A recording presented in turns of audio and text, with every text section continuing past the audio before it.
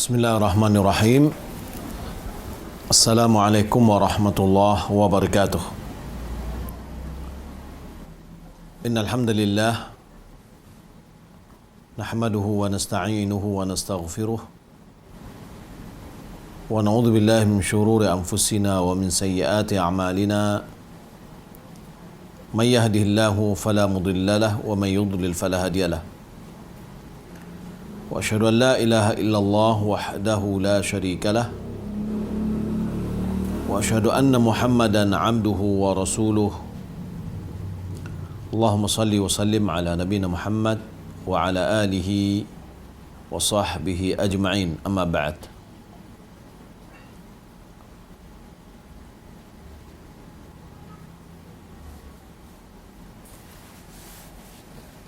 Ibu dan akhwat yang dimuliakan Allah Subhanahu wa taala, alhamdulillah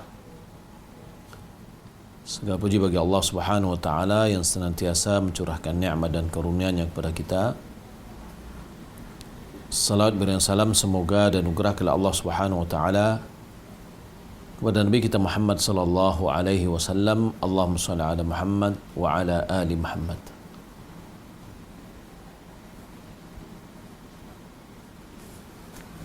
Baik, kita masuk ke dalam kajian pembahasan kita dari kitab Ad-Da' wad-Dawa. Ya, faslun bainal afwillahi wa amrihi.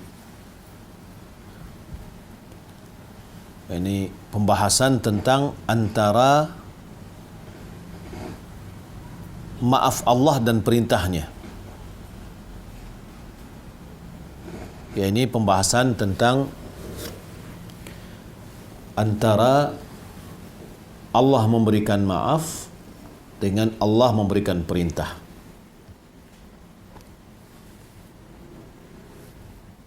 Wa katsirun minal juhal, kebanyakan dari orang-orang yang juhal, ya orang-orang yang bodoh, ya'tamadu ala rahmatillahi wa afuhi wa karamihi. Mereka menyandarkan diri kepada rahmat Allah, kepada maafnya Allah dan mulianya Allah. Wa dayya'u amrahu wa nahyah. Sementara mereka menyia-nyiakan perintah Allah dan larangannya.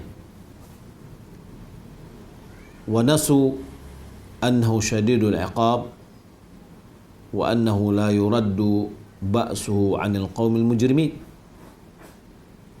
Dan mereka lupa bahwasannya sanksi Allah itu berat dan azab Allah itu pedih, dan bahwasanya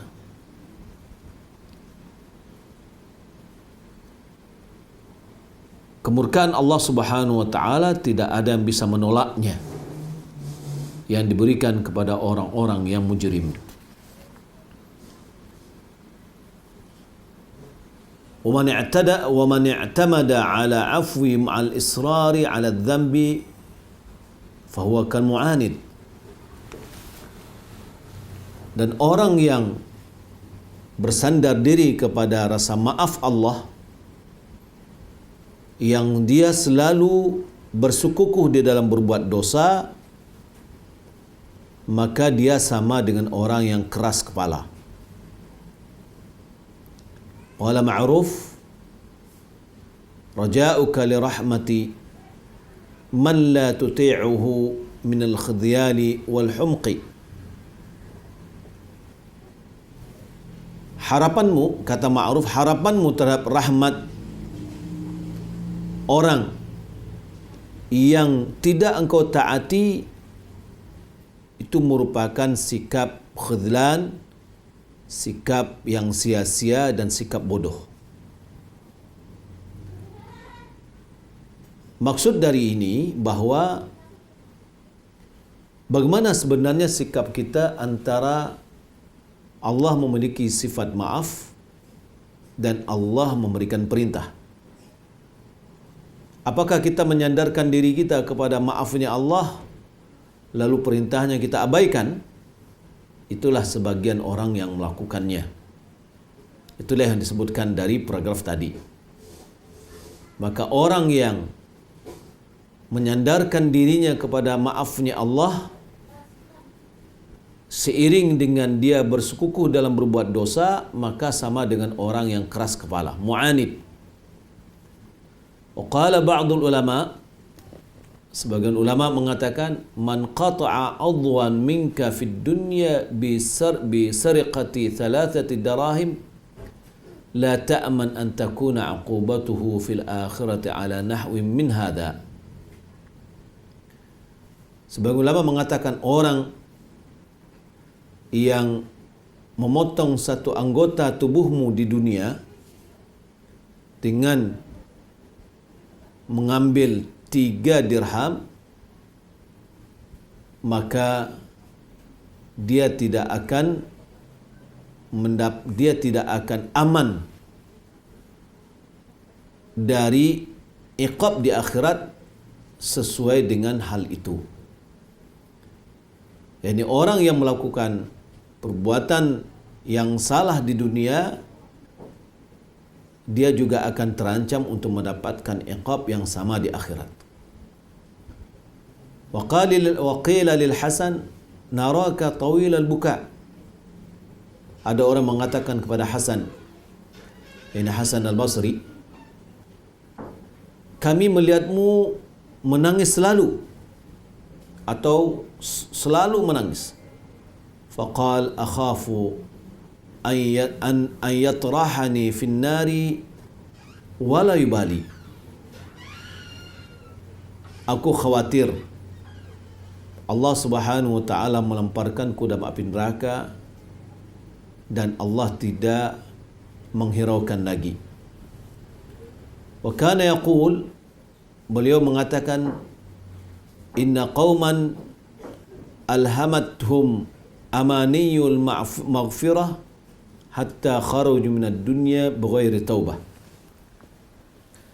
Hasan juga mengatakan, sesungguhnya ada satu kaum yang angan-angannya untuk mendapatkan pengampunan telah melalaikan mereka sampai mereka keluar dari dunia tanpa ada taubat. Yaqulu ahaduhum, di antara mereka mengatakan, la anni uhassinu adh-dhanna bi rabbi, sungguh berprasangka baik dengan Rabbku. Wa kadzaba law ahsana adh-dhanna la ahsana al-amal. Maka orang ini sebenarnya telah berbohong bahwasanya dia berprasangka baik dengan Rabbnya sementara dia masih berbuat dosa. Karena apa? Berprasangka bahwasanya Allah akan mengampuni dosanya, tapi dia selalu berbuat maksiat kepada Allah sampai dia tidak sempat bertaubat kepada Allah sebelum dia meninggal dunia. Maka Hasan al-Basri dia mengatakan, ini adalah orang yang berbohong. Lau ahsana adh-dhanna la ahsana al-amal. Kalau seandainya dia berprasangka baik kepada Allah, pasti dia akan beramal dengan baik. Yani maknanya adalah kita berprasangka baik kepada Allah Subhanahu wa taala, bahwasanya Allah Subhanahu wa taala akan mengampuni dosa kita, Allah akan memberikan balasan yang baik kepada kita. Namun hal itu hendaklah kita iringi dengan berbuat baik kepada Allah Subhanahu wa taala, beramal soleh. Ya, itulah yang dinamakan dengan berprasangka baik kepada Allah Subhanahu wa taala. Bukan menyandarkan diri dengan pengampunan Allah tapi kita tidak mau bertaubat kepada Allah Subhanahu wa taala. Wa sa'ala rajulun Hasan, ada seorang bertanya kepada Hasan al-Basri, faqala, ya Aba Sa'id, kaifa nasna'u bimajalisi aqwamin yukhawwifunana hatta takadu qulubuna tatir. Faqal, wallahi lan tashab aqwaman yukhawwifunaka hatta tudrika amnan khairun laka min an tashab aqwaman yu'minunaka hatta talhaqwal makhawif.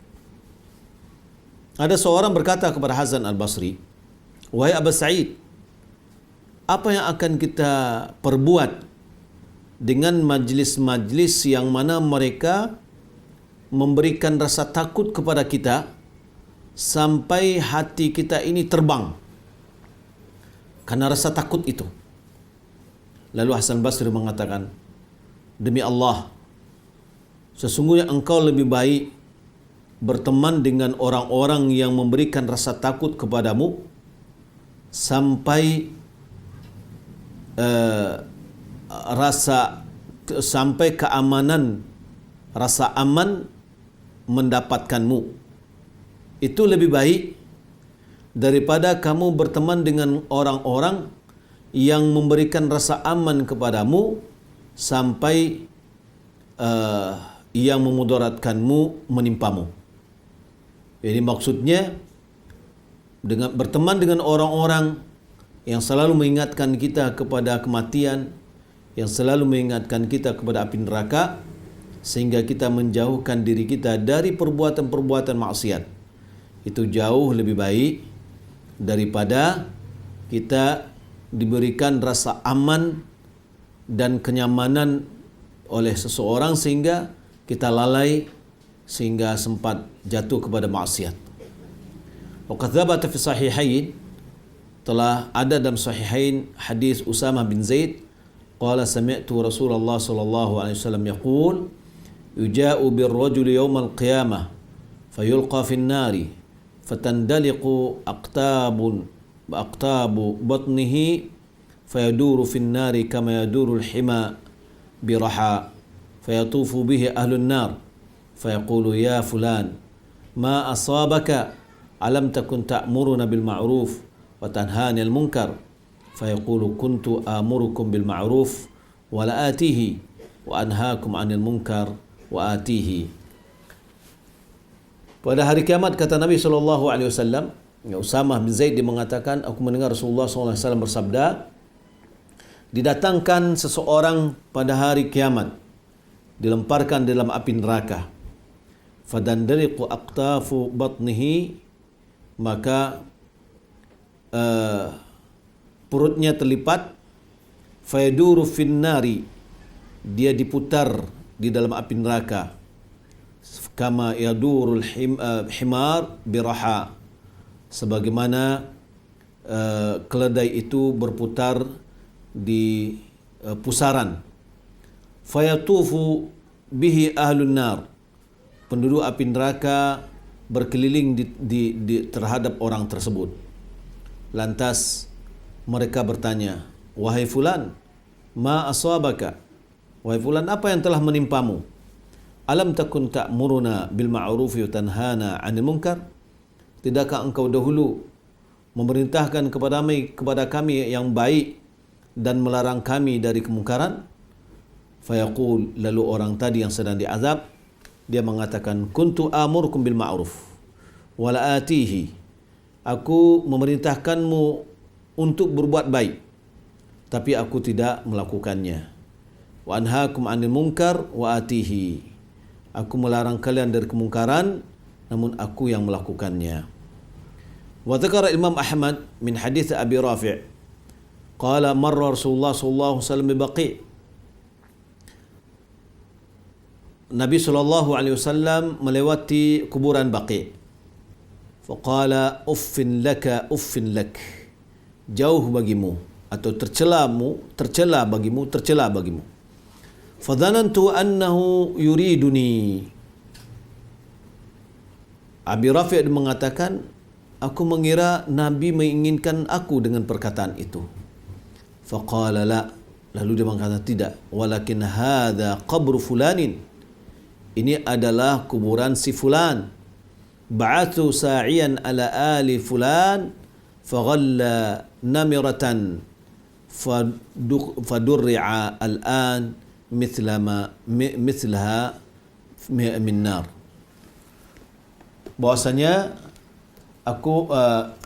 saya mengutus si fulan ini untuk mendatangi keluarga fulan, lalu dia mengambil namrah, dia mengambil sesuatu yang tidak haknya, ya, lantas dia disiksa, ya, sekarang ini. Seperti itu juga dari api neraka. Artinya dari hadis yang sebelumnya juga, orang yang akan diazab itu diantaranya adalah orang yang mana dia menyuruh untuk berbuat orang lain, dia menyuruh orang lain berbuat kebaikan tapi dia tidak lakukan. Dia melarang orang lain untuk melarang orang berbuat kemungkaran, dia yang mengerjakan. Maka dia akan disiksa dalam api neraka. Kemudian juga dalam hadis yang berikutnya di mana Nabi SAW melalui satu kuburan dan Nabi SAW menyebutkan bahawa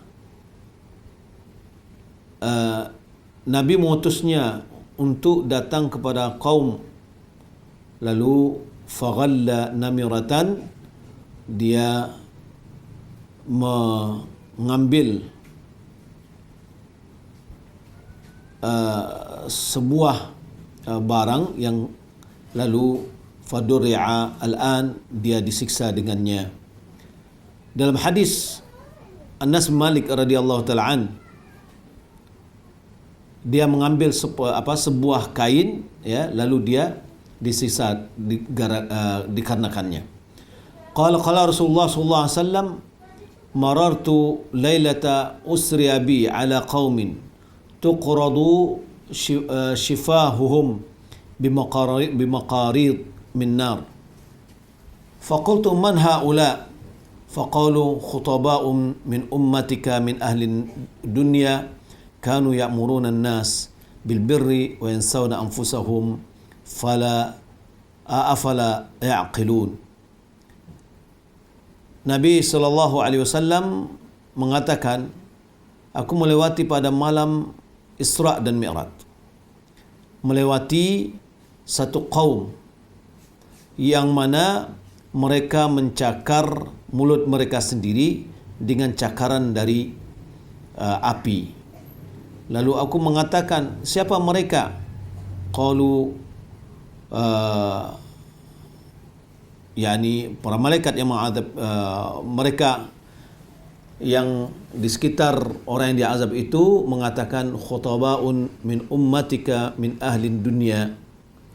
Ini adalah orang-orang penceramah atau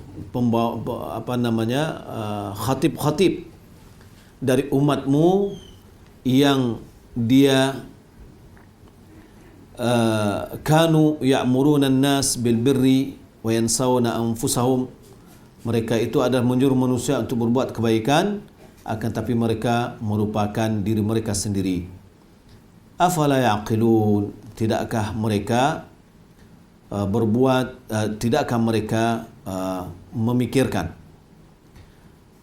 Dalam hadis-hadis yang disebutkan ini menunjukkan kepada kita bahawa ada orang yang menyandarkan dirinya kepada rasa maaf kepada Allah Subhanahu wa taala. Bahwasanya Allah Subhanahu wa taala akan memberikan maaf sehingga dia terlengah di dalam berbuat maksiat, lalu dia tinggalkan perintah-perintah Allah Subhanahu wa taala. Kemudian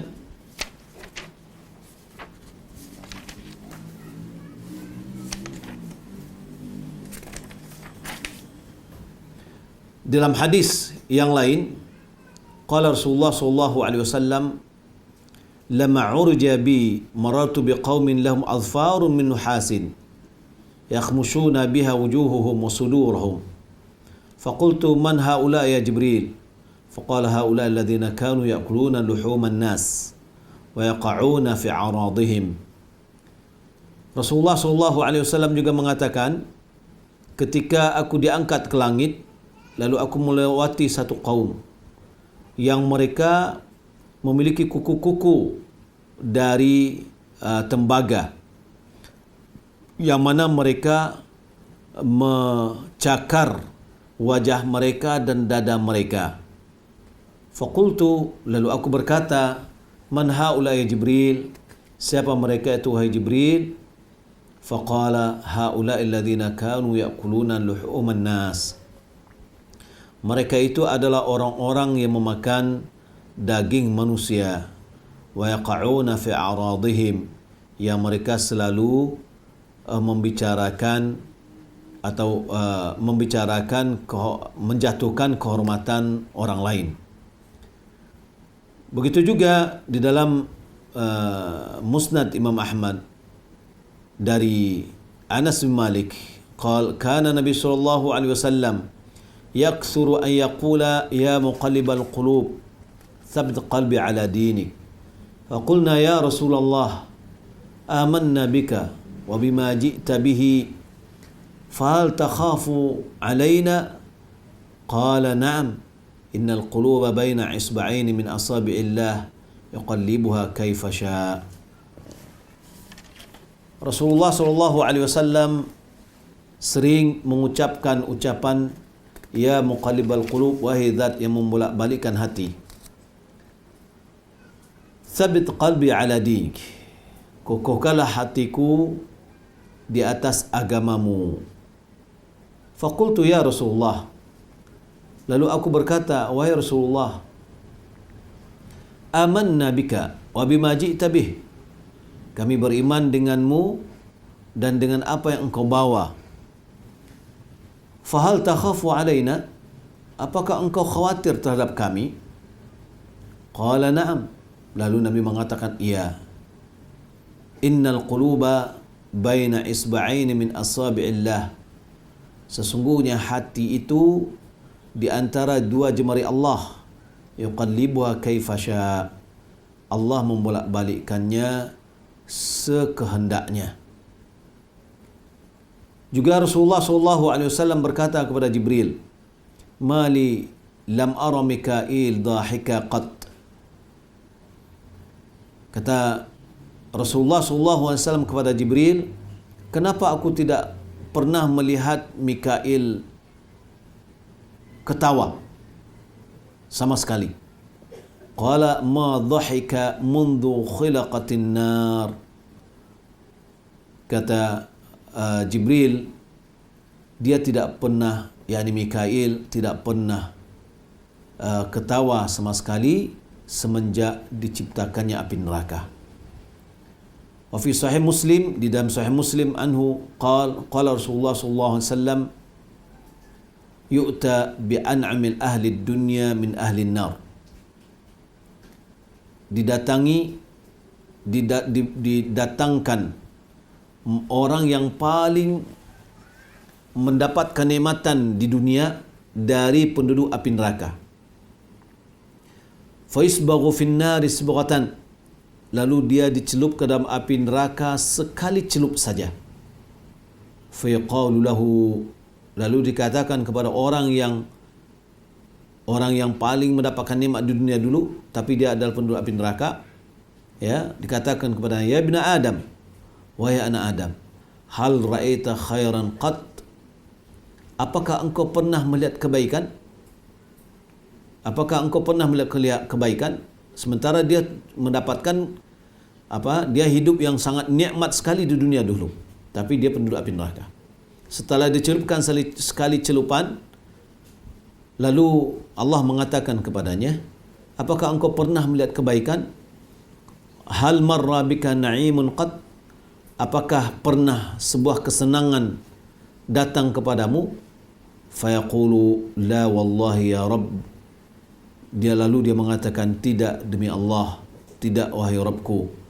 Wa yuta bi asyaddin nasi ba'san fid dunya min ahli jannah fayusbaghu fil jannati subghatan faqala lahu ya ibn Adam hal ra'aita ba'san qat, hal marra bika shiddatun qat?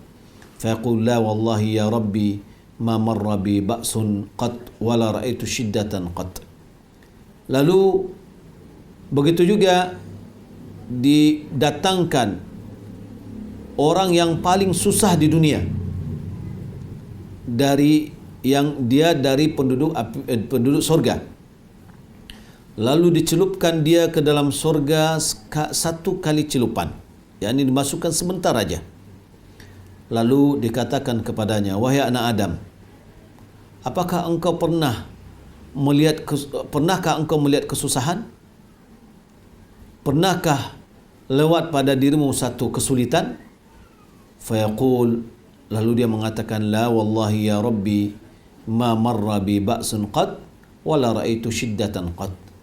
Tidak wahai Rabbku, aku tidak pernah merasakan kesusahan sedikit pun dan tidak pernah melihat sebuah kesulitan pun. Hadis ini menunjukkan kepada kita, ibu-ibu dan akhwat yang dimuliakan Allah Subhanahu wa taala, bahawa azab Allah Subhanahu wa taala sangat pedih sekali. Malaikat Mikail ketika diciptakan api neraka, dia tidak pernah ketawa karena melihat dahsyatnya api neraka. Kemudian hadis Sahih Muslim yang kita bacakan barusan, yaitu orang yang paling nikmat di dunia, namun dia penduduk api neraka. Ketika dicelupkan dalam api neraka sedikit saja, lalu diingatkan kepadanya, apakah dia pernah mendapatkan kenikmatan dahulunya? Dia katakan tidak pernah. Yani celupan yang sedikit saja dalam api neraka melupakan dia dari segala kenikmatan yang pernah dia rasakan di dunia. Karena itu saking dahsyatnya azab yang ada di dalam api neraka. Sebaliknya, dari penduduk surga ada orang yang paling susah hidup di dunia. Paling susah, paling berat hidupnya di dunia. Lalu dia dimasukkan ke dalam surga sebentar. Lalu ditanyakan kepadanya, apakah pernah ada kehidupannya pernah melewati kesusahan? Lalu dia jawab, enggak pernah. Yani hanya masuk ke dalam surga sebentar saja, begitu nikmat yang dia rasakan, ya, melupakan seluruh kesusahan yang dia miliki atau yang pernah dia rasakan di dunia. Nah, ini menunjukkan bahawa api neraka itu adalah tempat segala macam siksaan, ya, yang sangat berat sekali. Makanya azab Allah Subhanahu wa taala sangat pedih. Dan sementara surga adalah tempat segala kenikmatan. Semua kenikmatan yang hakiki ada di dalam surga itu. Sehingga sedikit saja orang masuk ke dalam surga, dia akan melupakan apa yang pernah dia rasakan di dalam kehidupannya dari kesusahan. Kemudian hadis yang lain, hadis Bara bin Azib qala kharajna ma'an Nabi sallallahu alaihi wasallam fi janazati rajul min al-ansar. Bara bin Azib dia mengatakan, kami keluar bersama Rasulullah sallallahu alaihi wasallam dalam mengantar jenazah seorang laki-laki dari Ansar. Fantahina ila qabr, lalu kami sampai kepada kuburan.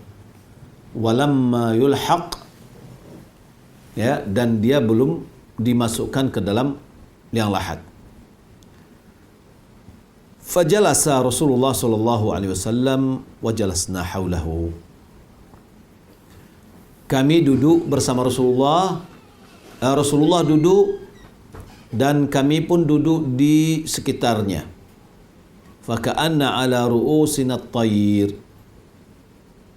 seakan-akan di atas kepala kami itu ada burung. Ini maksudnya begitu terdiamnya para sahabat, ya, tidak bergeming sedikit pun mendengar perkataan Nabi sallallahu alaihi wasallam, ya, sehingga kepala mereka itu tidak bergerak, seakan-akan di atas kepala mereka itu ada burung. Wa fi yadihi 'udun yankuthu bihi fil ard.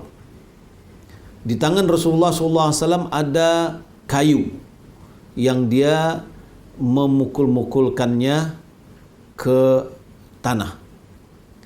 Farafa'a ra'sahu, lalu beliau mengangkat kepala beliau. Faqal, lalu dia mengatakan, Ista'idhu billahi min azabil qabri marratani aw thalathan. Berlindunglah kepada Allah dari azab kubur 2 kali atau 3 kali dia ucapkan. Summa qal, lalu dia mengatakan, Innal abdal mu'min idza kana fi inqita'in min ad-dunya wa iqbalin min al-akhirah. Sesungguhnya hamba yang mukmin apabila dia di saat terputus dari dunia dan menghadap ke akhirat, yakni ketika dia mau meninggal dunia, ya, nazala ilaihi malaikatu minas sama'i bidul wujuh,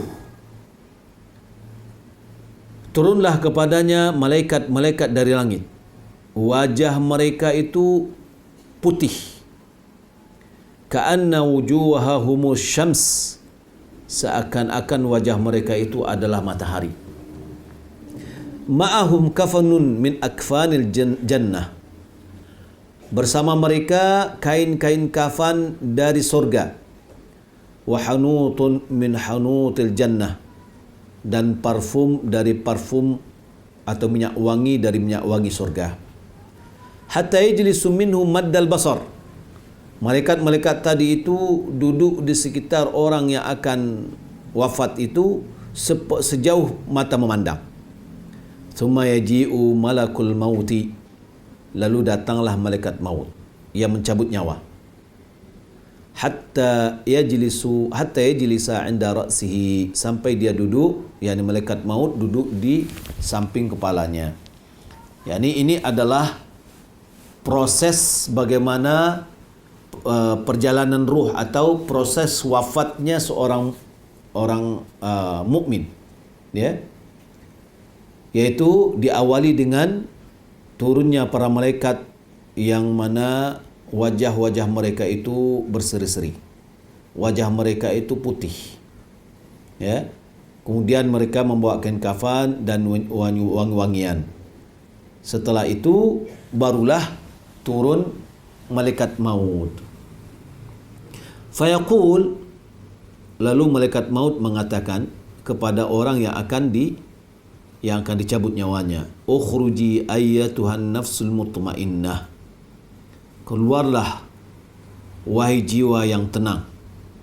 Ukhruji ila maghfiratin minallahi wa ridwan, keluarlah menuju pengampunan dari Allah dan keridhaannya.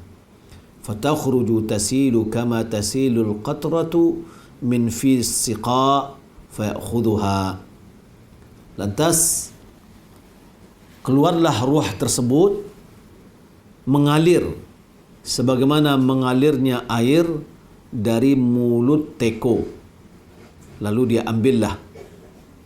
Jadi nyawa itu keluar dari kepalanya, ya, keluar dengan lancar. Fa idza akhadhaha lam yad'uha fi yadihi tarfat 'ainin hatta ya'khudhuha. Ketika ruh itu keluar, ya, ketika ruh itu diambil oleh malaikat maut, ya, keluar, malaikat-malaikat yang ada di sekitarnya itu tidak membiarkan di tangannya malaikat maut. Sekejap mata pun tidak dibiarkan, segera diambilnya. Hatta yakhudhuha, sampai malaikat-malaikat itu mengambil roh tersebut. Faj'aluha fi dhalikal kafan wa fi dhalikal hanut, sehingga roh itu ditempatkan di kain kafan yang dibawa oleh para malaikat dan diletakkan di wangi-wangian yang telah dibawa dari surga. Fa yakhruju minha ka'atyabi nafhati miskin wujidat ala wajhil ard. Maka ketika dia dikasih wangi-wangian, keluarlah darinya aroma yang sangat harum, ya, aroma yang sangat harum, mengalahkan aroma kasturi yang ada di permukaan bumi. Fayas'aduna biha, lalu para malaikat itu membawa ruh tadi ke atas, naik ke atas. Fala yamuruna biha ala mala'in min malaikatis sama'i illa qalu ma hadhihi ruh tayyibah. Tidaklah mereka melewati penduduk-penduduk langit dari para malaikat kecuali mereka mengatakan, ruh siapakah yang harum ini?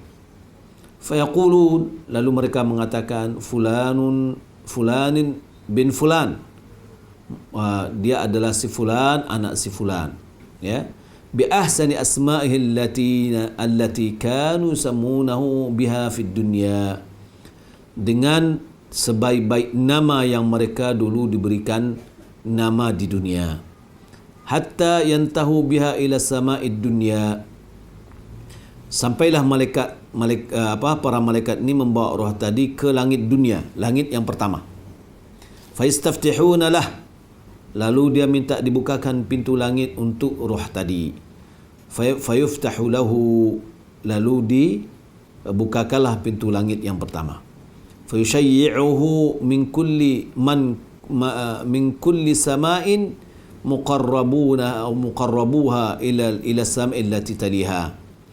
Lalu semua yang ada di langit tadi menghantar ruh yang sedang naik tadi ke langit berikutnya, langit kedua, hatta yuntaha bihi ila sama'is sabi'ah, sampai berakhir di langit yang ketujuh. Seperti itu.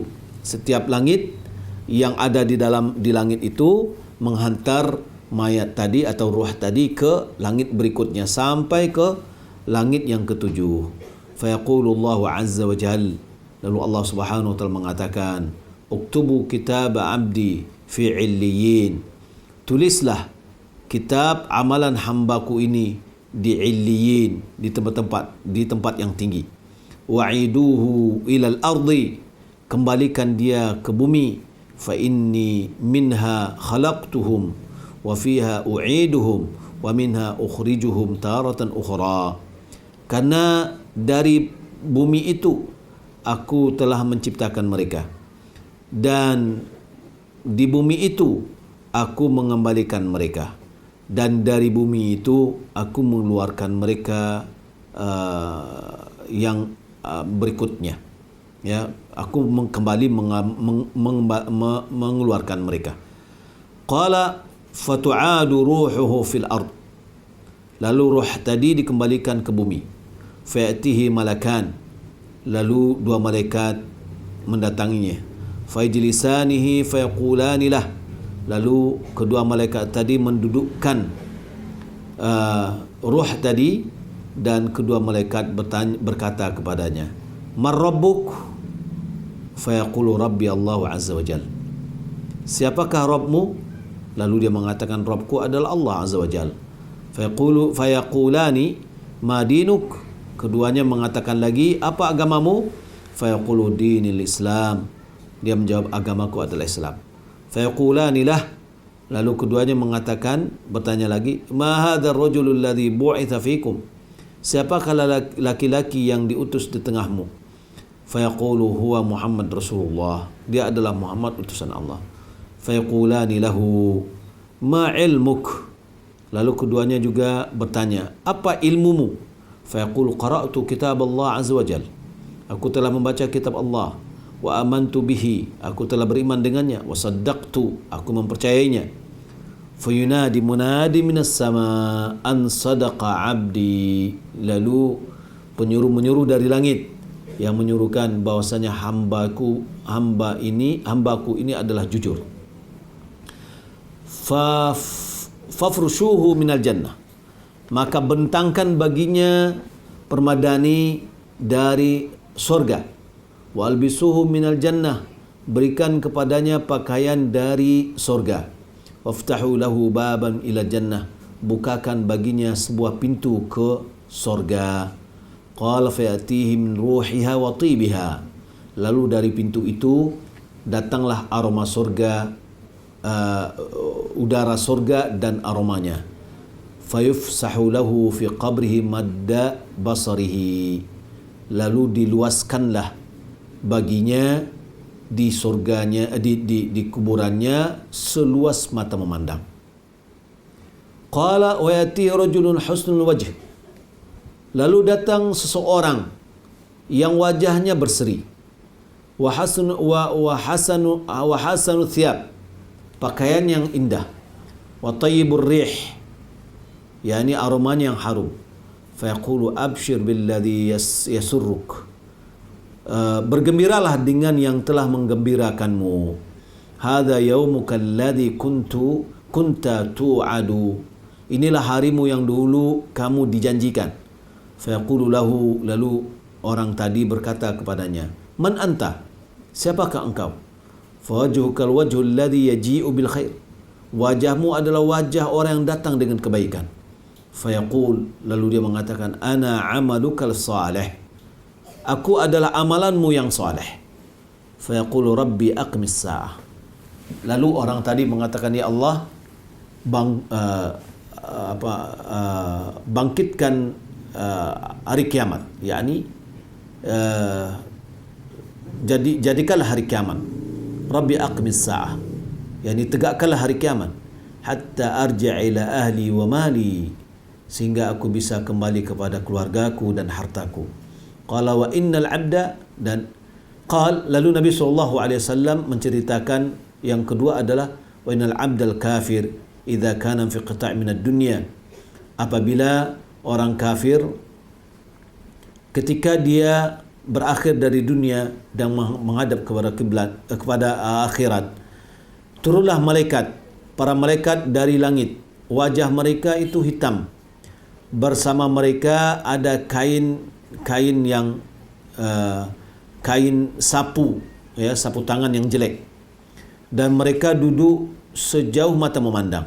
Kemudian datanglah malaikat maut yang duduk di samping kepalanya, lalu dia mengatakan, ayyatuhan nafsul khabithah ukhruji ila sakhatin minallah wa ghadabin, wahai jiwa yang keji, keluarlah engkau menuju kemurkaan dan kemarahan Allah Subhanahu wa taala. Lalu Rasulullah mengatakan, fataghraqu fi jasadihi fayantazi'uha, lalu ditariklah dari jasadnya, ya, ditariklah dari jasadnya, kama yunza'u sufudu minas sufil mubtallah, sebagaimana rambut, ya, dicabut, sebagaimana kulit yang basah yang dicabut, ya, seperti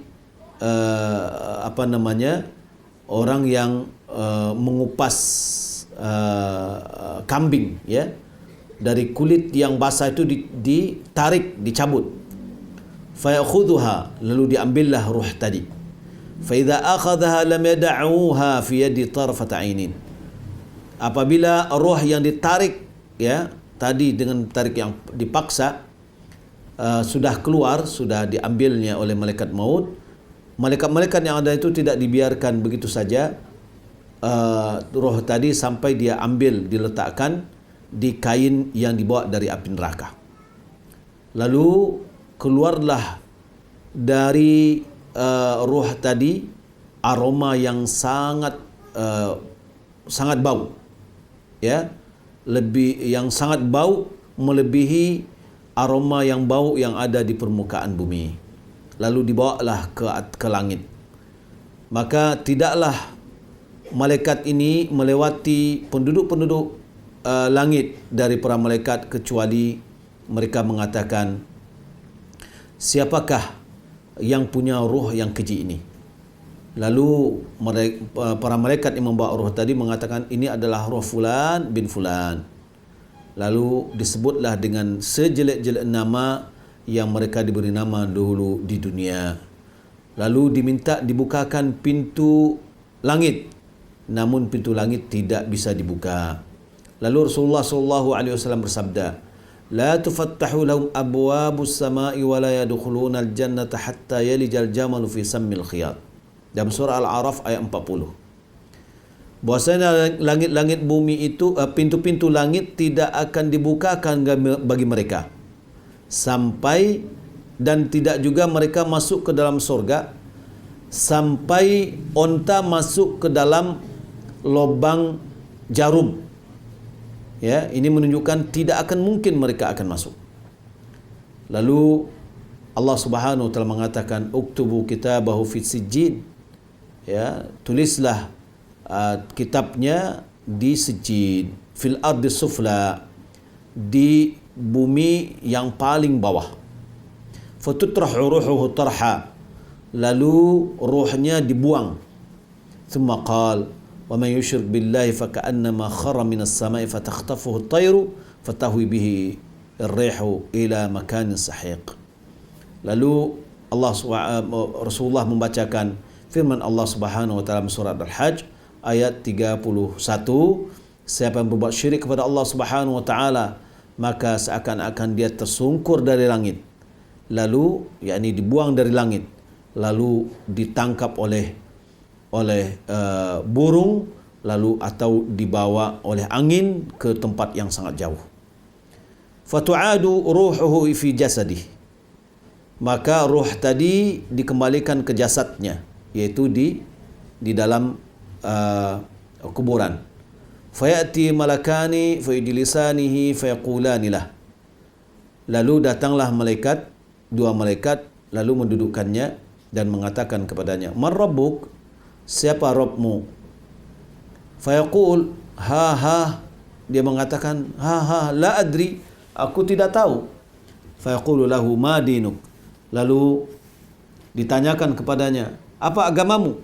Dia juga mengatakan ha, la adri, aduh aku tidak tahu. Fayaqulani lah, lalu keduanya mengatakan lagi kepada ma hadzal rajul alladhi bu'itha fikum, siapakah laki-laki yang diutus tengahmu? Fayaqulu ha, la adri. Fayunadi munadin minas sama'i an kadzaba 'abdi fafrushuhu minan nari wa albisuhu minan nar waftahu lahu baban ilan nar fayati min harriha wa sumumiha. Lalu datang menyeru dari langit, dia mengatakan, hambaku telah berbohong, maka bentangkan baginya permadani dari api neraka dan berikan pakaian dia dari api neraka. Bukakan baginya celah atau pintu ke api neraka, maka datanglah dari pintu itu panas, ya, dan aromanya. Wa yadiqu alaihi qabruh, kuburannya dipersempit terhadapnya, hatta takhtalifa fihi adla'uhu, sampai tulang rusuknya bertemu. Wa yatihi rajulun qabihul wajh, datanglah kepadanya seseorang yang wajahnya jelek sekali. Qabihul thiyab, pakaian yang jelek.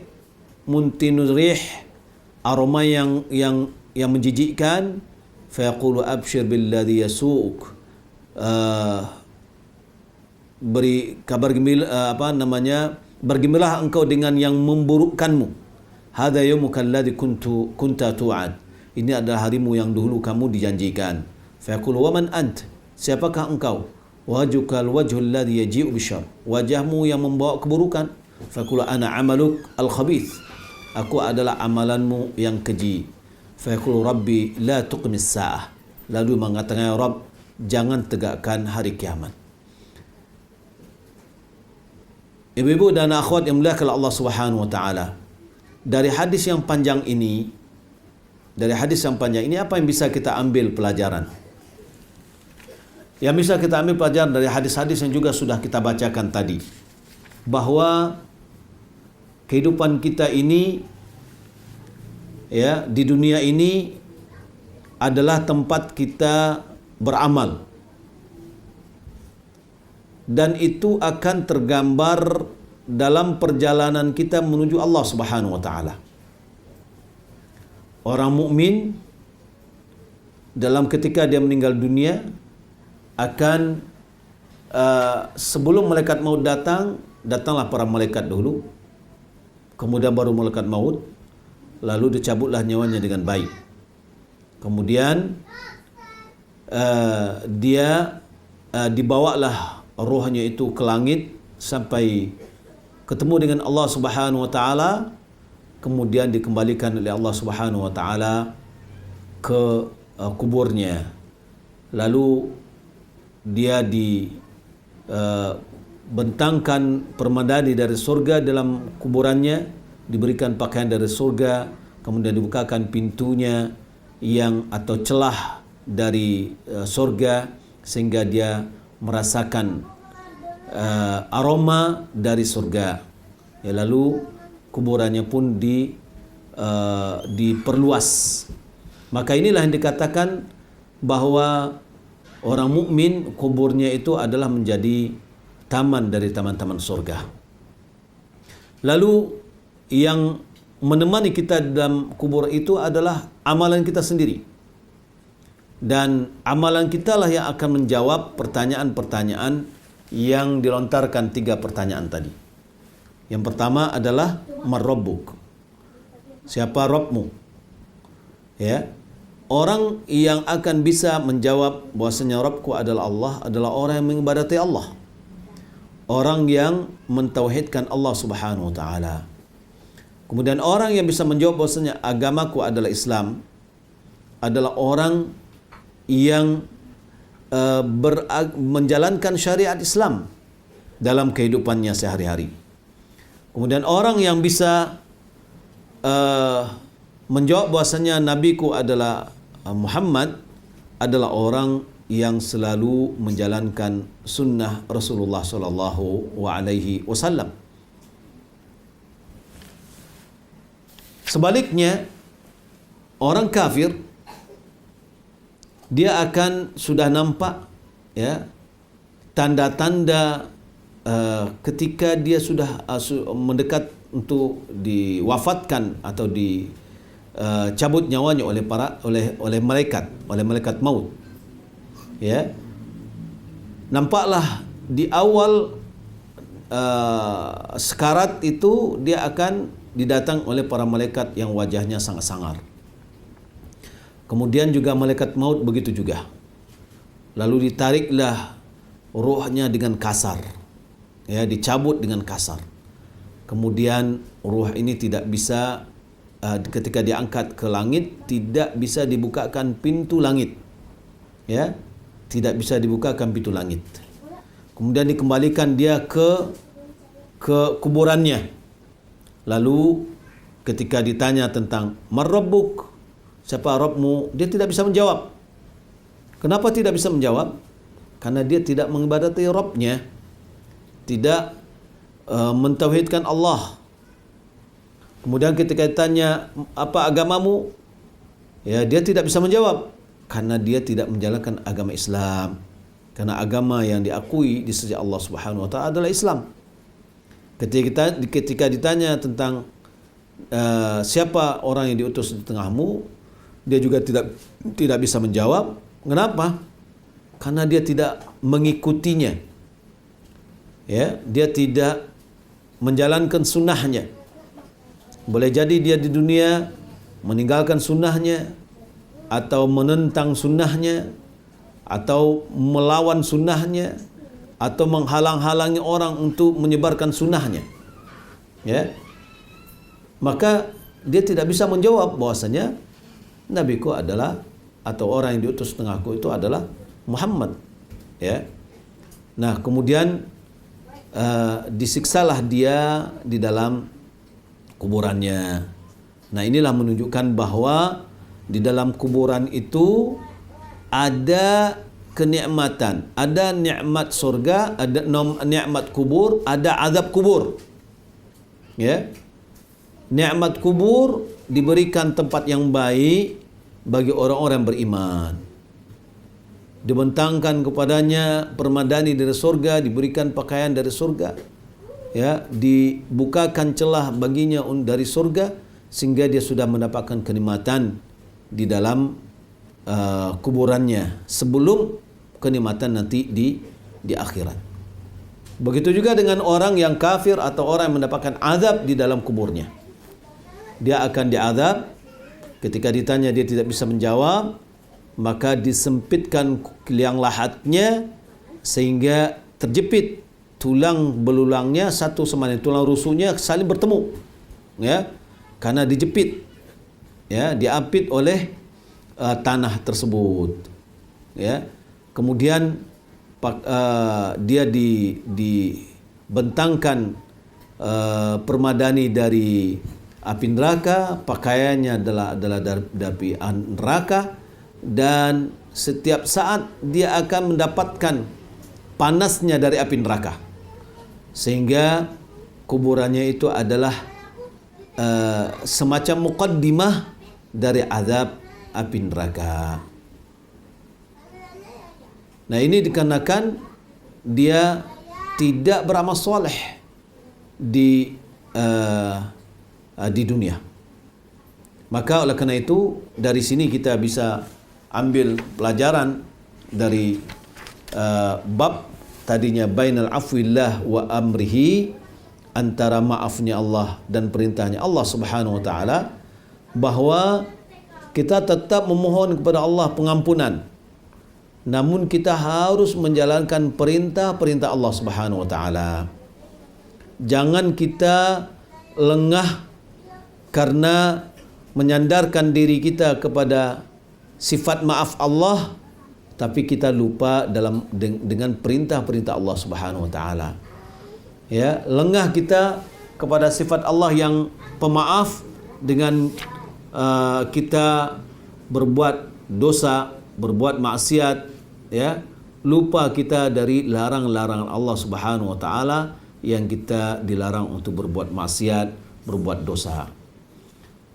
Dosa yang kita lakukan di dunia, ya, itu terancam dengan azab yang ada di akhirat. Kecuali kalau seandainya kita menjalankan perintah Allah Subhanahu wa taala.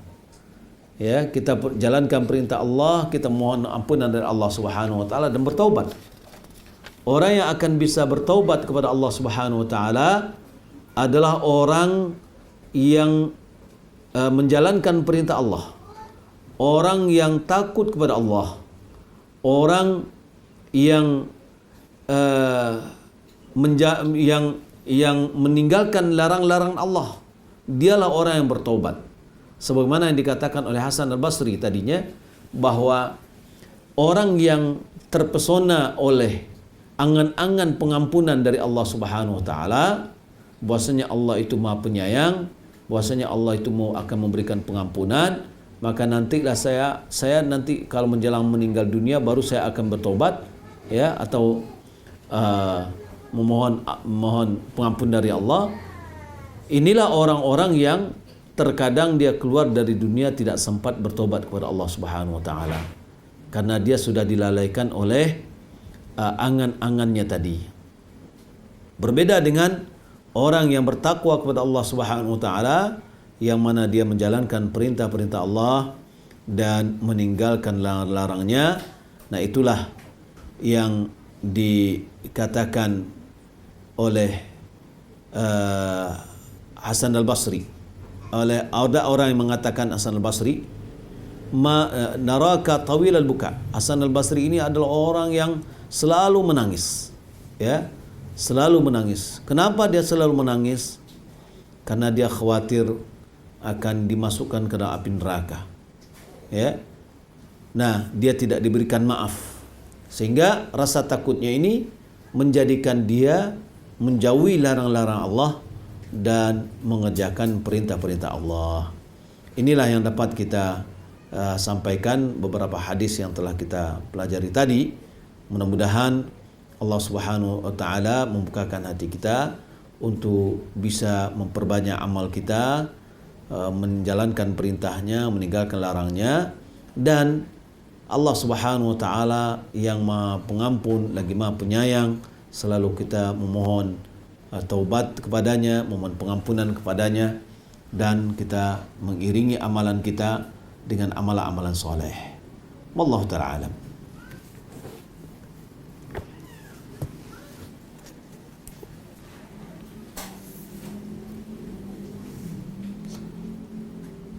Taib.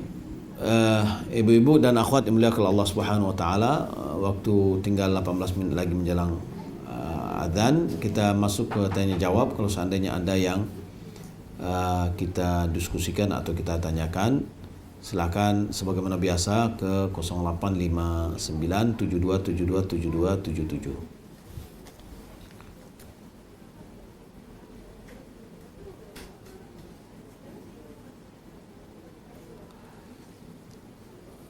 Assalamualaikum Ustaz. Waalaikumsalam warahmatullahi. Semoga Ustaz, keluarga dan kita semua selalu berada dalam lindungan Allah. Amin. Izin bertanya di luar tema ya Ustaz. Ada seorang bekerja di sebuah perusahaan di bagian ATM. Kerjanya yaitu memperbaiki ATM yang bermasalah, rusak dan lainnya yang berhubungan dengan ATM. Perusahaan tersebut bekerja sama dengan sebuah bank konvensional. Apakah gaji yang diterimanya karyawan perusahaan tersebut termasuk haram? Ya. Dalam hal ini kita khawatir masuk kepada pembahasan tolong menolong di atas maksiat kepada Allah. Tolong menolong, yaitu tolong menolong melancarkan riba. Ya, tolong menolong melancarkan bank konvensional, ya, sama dengan orang yang misalkan bekerja sebagai cleaning service-nya, ya, dan yang lain, maka dikhawatirkan itu masuk kepada tolong menolong dalam maksiat, dan itu adalah haram. Wallahu a'lam. Bolehkah wanita bekerja sebagai pramugari pesawat?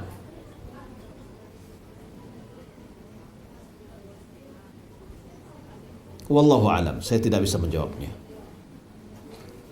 Bagaimana hukumnya wanita memakai soft lens? Kadang ada yang memakai soft lens yang justru malah memperindah matanya, karena kadang ada yang pakai soft lens yang berwarna biru, merah dan lain. Apakah itu boleh? Hukum asal memakai soft lens itu boleh. Ya. Hukum asal memakai soft lens adalah boleh. Tapi ini tujuan dia memakai soft lens ini untuk apa? Apakah untuk memperhias diri? Ketika dia pakai baju merah, soft lens-nya merah juga. Ya, ketika baju biru dipakainya biru juga. Ya, sehingga ketika hijau, ya, matanya juga hijau, ya, kayak kata hijau jadinya. Nah, ini kalau sudah itu maksudnya berarti bukan murni untuk melihat, membantu penglihatan. Ya, innamal a'malu binniyat wa innama likulli imri'in ma nawa. Sesuai dengan niat dia. Ya. Wallahu a'lam. Kalau ada wanita yang berkumis atau dan berjenggot, apakah boleh menghilangkan kumis dan jenggotnya? Boleh. Jangan dipelihara jenggotnya. Ya, dan jangan dipelihara kumisnya. Ya. Nah, sebaliknya yang laki-laki, ya, jangan dihilangkan kumis dan jenggot, ya. Jadi kalau perempuan ada tumbuh kumis dan jenggotnya, dia boleh menghilangkan. Malahan disuruh untuk menghilangkan supaya dia tidak tersyabuh dengan perempuan. Laki-laki. Maaf, dengan laki-laki. Dalam keterangan tadi hanya ada orang perjalanan kejadian pada roh orang yang mukmin yang beramal soleh dan orang kafir. Lalu bagaimana dengan roh orang muslim yang banyak berdosa dan maksiat? Iya. Kalau kita lihat gambarannya, itu gambaran yang sangat kontras, ya, antara orang mukmin dengan orang kafir. Maka perjalanan orang mukmin yang berdosa tidak dapat kita hadisnya bagaimana. Saya tidak tahu bagaimana keterangannya. Akan tetapi tentu akan lebih mendekat, ya, kadarnya, kadar imannya mana, kadar maksiatnya mana. Maka oleh kerana itu kita tentu harus mempertambah keimanan kita agar kita betul-betul bisa menjadi golongan yang terbaik dari gambaran perjalanan kedua jenis ruh yang telah disampaikan oleh Rasulullah SAW tadi. Wallahu a'lam.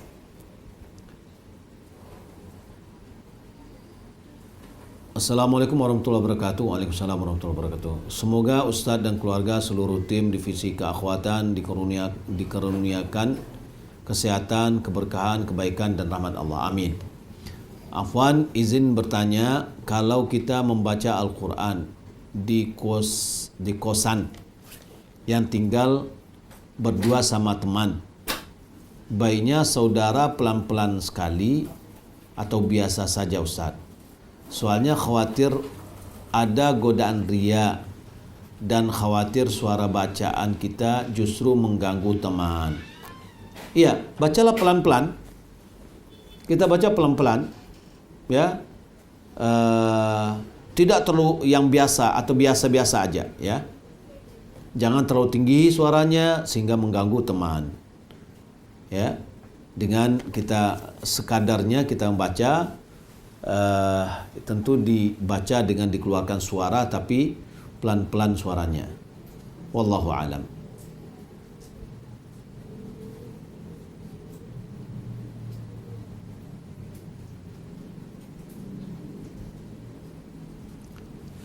Baik. Bagaimana bila kita berada di lingkungan teman-teman yang suka berghibah meskipun sudah diperingatkan karena kita sedang berpuasa sunnah? Ya, kita jauhi majlis itu. Ya, kita jauhi majlis itu. Jangan kita duduk dengannya. Sampaikan, maaf, saya lagi berpuasa nih. Ya, mohon tidak ada bercerita ghibah di sini. Ya, karena ghibah itu adalah hal yang diharamkan. Tadi sudah disebutkan, ya. Di antara orang bentuk azabnya adalah dia mencakar wajah dan dadanya, ya.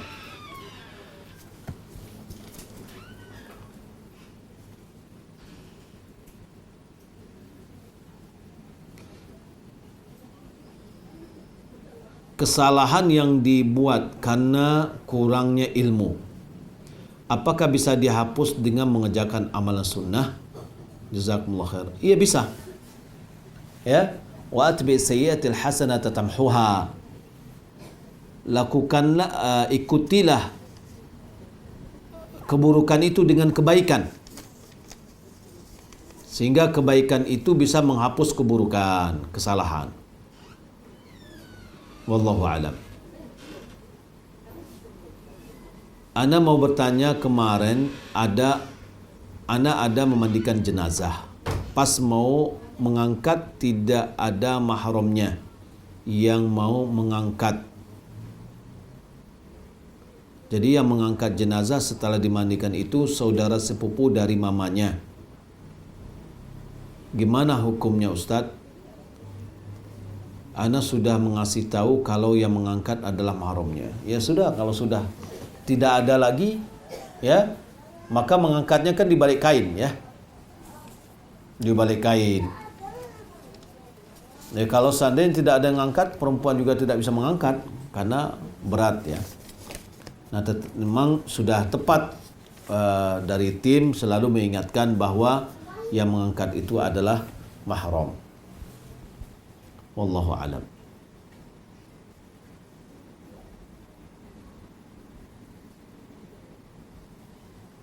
Izin bertanya Ustaz, kemenakan saya diterima kuliah di Bandung. Dia perempuan, orang tuanya domisili di Padang.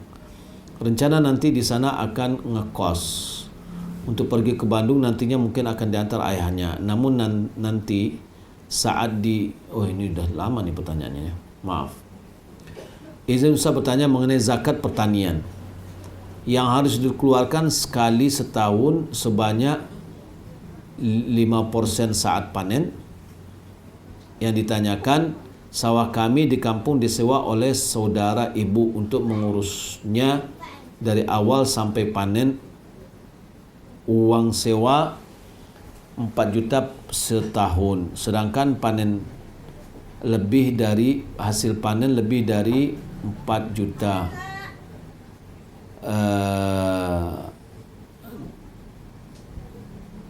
Yang diambil oleh saudara ibu yang menyewa sawah tersebut. Siapakah yang memiliki kewajiban dalam membayar zakat? Kami atau saudara itu yang menyewa? Zakat pertanian itu tidak sekali dalam setahun. Zakat pertanian seperti sawah atau padi itu setiap kali panen dikeluarkan. Kalau seandainya hanya mengandalkan tadah hujan, ya, maka dikeluarkanlah 10% sekali panen. Tapi berapa hasilnya? Hasilnya yang wajib panen itu wajib adalah harus sampai nisab. Berapa nisabnya? Nisabnya 645 kurang lebih. 645 kilo hasil beras. Ya. Jadi kalau hasil tak panen tadi kan padi, gabah baru ya. Nah, kira-kira gabah hasil kita ini kalau diberaskan dia hendaknya menjadi 645. Ada yang menghitung kurang lebih itu gabahnya senilai 1.100 lebih, kurang lebih 1 ton lebih. Jadi kalau seandainya hasil gabahnya 1 ton 1,2 misalkan atau 1,1 itu sudah dikeluarkan zakatnya. Kalau seandainya hasilnya di bawah dari 1 ton itu tidak dikeluarkan zakatnya karena belum sampai nisab. Nisab itu adalah beras bersih, yakni kulit gabah itu sudah harus dikupas gitu loh. Nah, jadi kan tidak mungkin kita kalau misalkan kita mau menjadikan beras biasanya kita jemur dulu, kemudian lama lagi kan. Nah, sementara kita mengeluarkannya pada waktu panen. Jadi ditakarlah kurang lebih hasil beras bersihnya itu adalah 645. Kalau seandainya dalam pertanyaan tadi ya tidak sampai 645 hasil berasnya, berarti tidak wajib zakat. Ya. Wallahu a'lam. Jadi bukan hasil gabah 450 kilo hasil gabah, enggak. Sebab kulitnya akan dibuang. Ya. Jadi kata ulama dia harus dari hasil panen bersih. Termasuk kulitnya itu juga dibuang gitu loh. Nah, kalau seandainya kita lihat beras sekarang ini aja misalkan taruhlah berapa beras taruh aja dulu 10.000 ya. 10.000 1 kilo ya. 10.000 1 kilo. Nah, berarti harus menghasilkan 6 jutaan. Ya. Kalau seandainya tidak sampai 6 juta, 6.450 berarti tidak ada zakatnya. Dia hasilnya 4 juta, berarti belum sampai zakatnya jika ditakarkan dengan keuangan. Ya, wallahu taala alam. Taib, ibu-ibu yang dan akhwat yang dimuliakan Allah Subhanahu wa taala, saya rasa sampai di sini dulu pembahasan kita. untuk sesi saya sampai solat ini karena ada kegiatan lain dan insyaAllah akan diisi oleh yang lain setelah solat asar. Demikian, Sallallahu Muhammad wa ala alihi wa sahbihi ajma'in. Wassalamualaikum warahmatullahi wabarakatuh.